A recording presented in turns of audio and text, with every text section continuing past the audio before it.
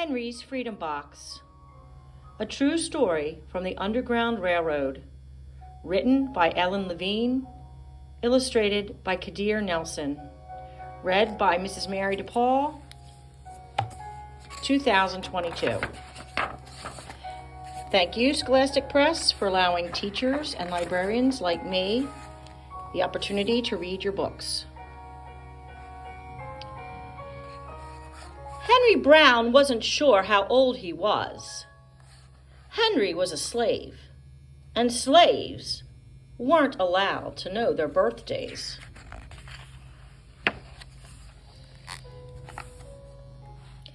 Henry and his brothers and sisters worked in the big house where the master lived. Henry's master had been good to Henry and his family, but Henry's mother knew things could change. "Do you see those leaves blowing in the wind? They are torn from the trees, like slave children are torn from their families."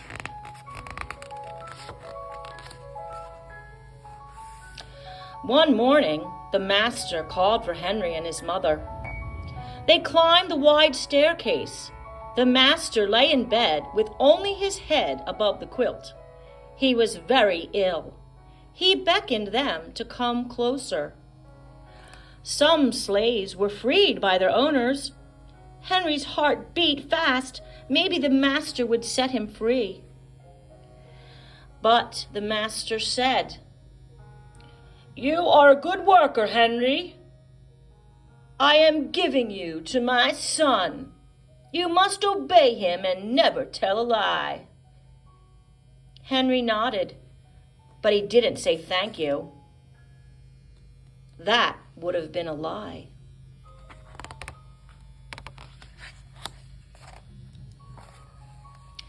Later that day, Henry watched a bird soar high above the trees. "Free bird, happy bird," Henry thought. Henry said goodbye to his family. He looked across the field. The leaves swirled in the wind.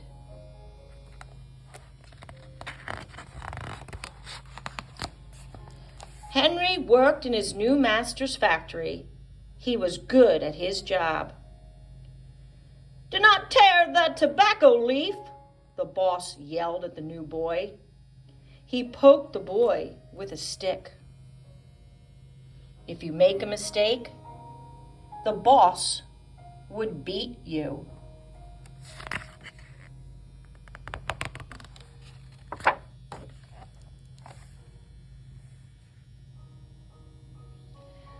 Henry was lonely. One day he met Nancy, who was shopping for her mistress. They walked and talked and agreed to meet again. Henry felt like singing, but slaves didn't dare sing in the streets. Instead, he hummed all the way home.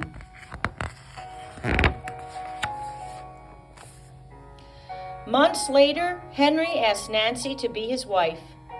When both their masters agreed, Henry and Nancy were married.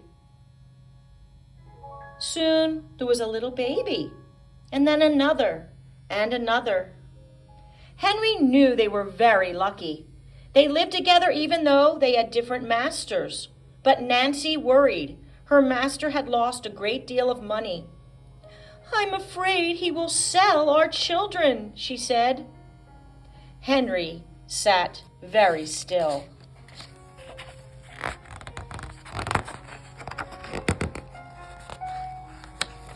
Henry worked hard all morning. He tried to forget what Nancy said.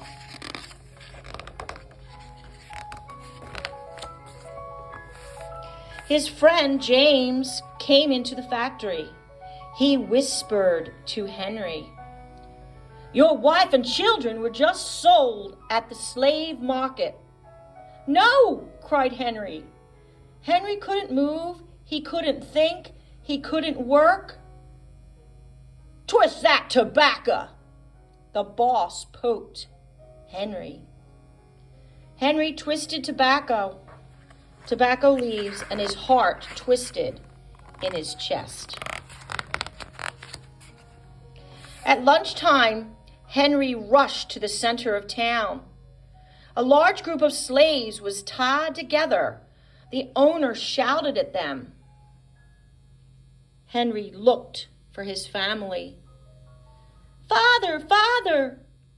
Henry watched his children disappear down the road.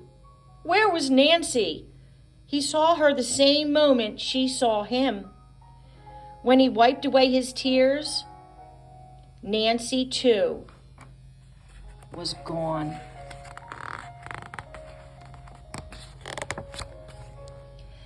Henry no longer sang. He couldn't hum. He went to work, and at night he ate supper and went to bed. Henry tried to think of happy times, but all he could see were the carts carrying away everyone he loved. Henry knew he would never see his family again.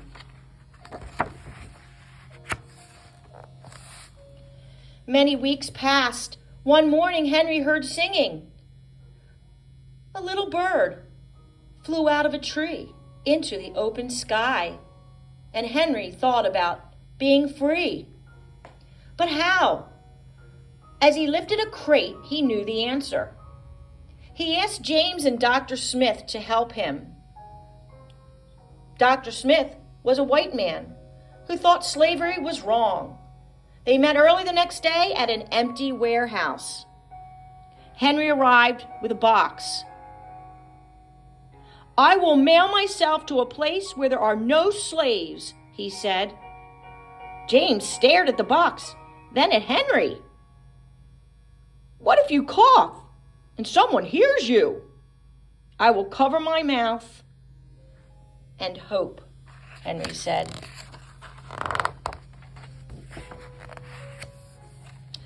Dr. Smith wrote on the box, "To William H. Johnson, Arch Street, Philadelphia, Pennsylvania.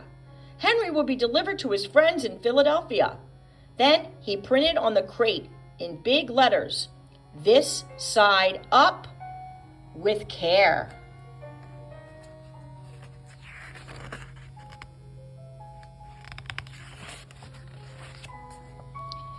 Henry needed an excuse to stay home, or the work boss would think he had run off. James pointed to Henry's sore finger, but Henry knew it wasn't bad enough. He opened a bottle of oil of vitriol. "No!" cried James. Henry poured it on his sore hand. It burned his skin to the bone. Now the boss would have to let him stay home. Dr. Smith bandaged up Henry's hand. They had arranged to meet the next morning at 4:00 a.m. The sun was not yet up when Henry climbed into the box. "Ready?" he said. James nailed down the lid. Dr. Smith and James drove to the station.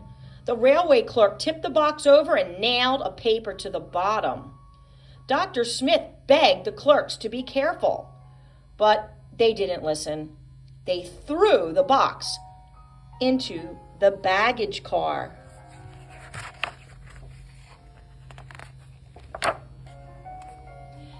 Hours passed. Henry was lifted up and thrown again, upside down. He heard waves splashing. This must be the steamboat headed for Washington, D.C. The ship rode smoothly, but Henry was still upside down. Blood rushed to his head. His face got hot. His eyes ached. He thought his head would burst. He was afraid to move. Someone might hear him.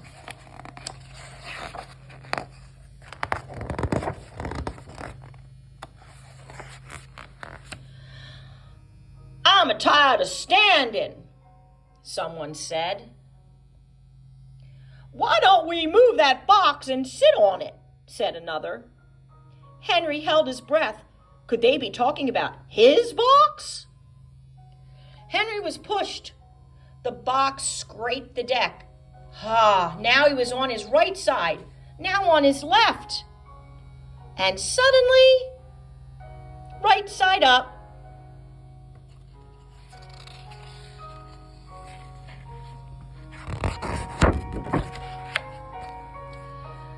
"What do you think is in here?" said the first man. "Mail, I guess," said the other. "I am mail," thought Henry, "but not the kind they imagine." Henry was carried off the steamboat and placed in a railroad car, this time head up. He fell asleep to the rattling song of the train wheels.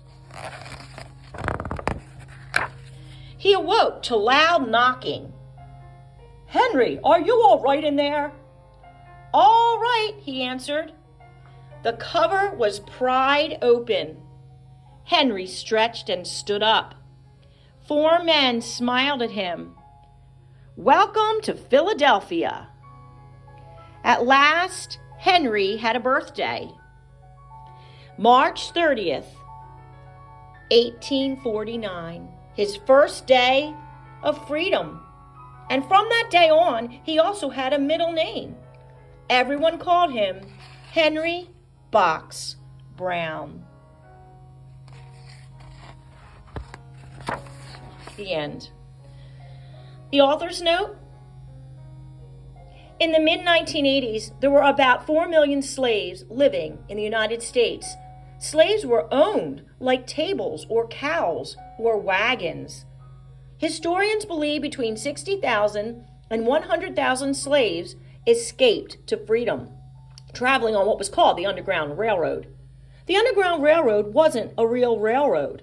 It was all the secret ways slaves made their way from the south to the north. They hid in carts, rode on horseback, walked hundreds of miles through forests and swamps, and crossed flowing rivers in summer and icebound rivers in winter. Conductors and station masters hid them and helped them throughout their journey. When Henry Brown climbed into his freedom box, he hoped he'd be carried to a safe world. He brought along a small tool to make air holes, a little water, and a few biscuits.